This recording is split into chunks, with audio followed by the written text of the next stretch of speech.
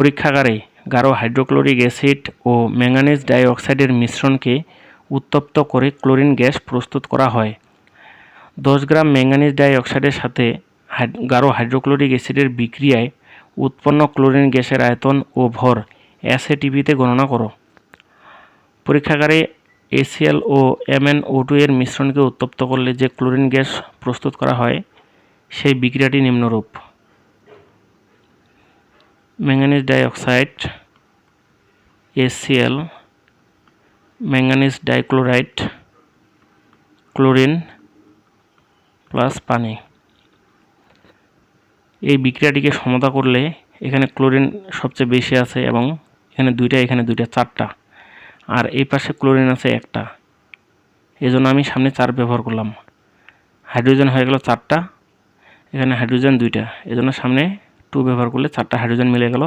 Oxygen হয়ে গেল 2টা, আর এখানে অক্সিজেন 2টা, ম্যাঙ্গানিজ একটা, ম্যাঙ্গানিজ একটা। হ্যাঁ, এই বিক্রিয়াটি এইভাবে সমতা হবে। এখন 10 গ্রাম ম্যাঙ্গানিজ ডাইঅক্সাইডের সাথে গাঢ় হাইড্রোক্লোরিক অ্যাসিডের বিক্রিয়ায় উৎপন্ন ক্লোরিন গ্যাসের আয়তন ও ভর গণনা করতে হবে। তো ম্যাঙ্গানিজ ডাইঅক্সাইডের ভর দেওয়া আছে 10 গ্রাম, আর ক্লোরিন গ্যাসের ভর এবং আয়তন বের করতে হবে। আমি প্রথমে ভরটা বের করব, এজন্য এই ম্যাঙ্গানিজ ডাইঅক্সাইডের ভর এবং ক্লোরিন গ্যাসের ভর আমি এখানে বের করব।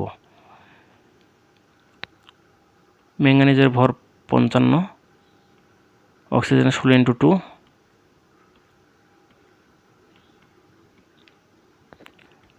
87 গ্রাম। ক্লোরিন 35.5, এর সঙ্গে 2 গুণ হবে,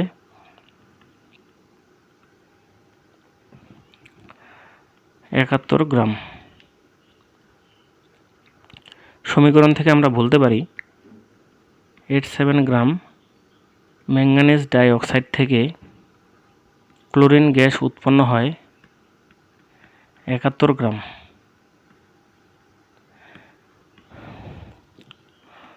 অতএব 1 গ্রাম ম্যাঙ্গানিজ ডাইঅক্সাইড থেকে উৎপন্ন হবে কম, এবং 10 গ্রাম ম্যাঙ্গানিজ ডাইঅক্সাইড থেকে কত গ্রাম উৎপন্ন হবে সেটা বের করব। এর সঙ্গে 10 গুণ 87,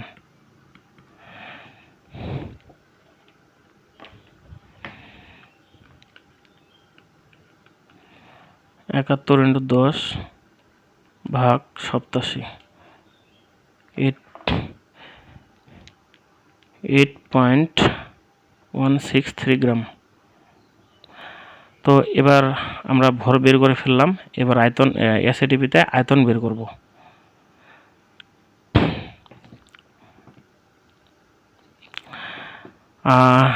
এখানে ক্লোরিন গ্যাসের যে ভরটা বের করলাম সেটাকে ধরি W, 8.163 গ্রাম, এবং ক্লোরিন গ্যাসের আণবিক ভর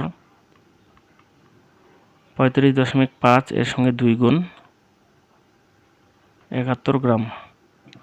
অতএব মোল সংখ্যা N = W/M। W এর মান 8.163 আর নিচে 71, এটা হয়ে গেল মোল। 8.71 0.1149 এত মোল। তো এসএটিপিতে 1 মোল গ্যাসের আয়তন 24.789 এত লিটার। অতএব 0.1149 মোল গ্যাসের আয়তন এই মানটার সঙ্গে গুণ হয়ে যাবে, ইন্টু 0.1149 ইন্টু 789 2.849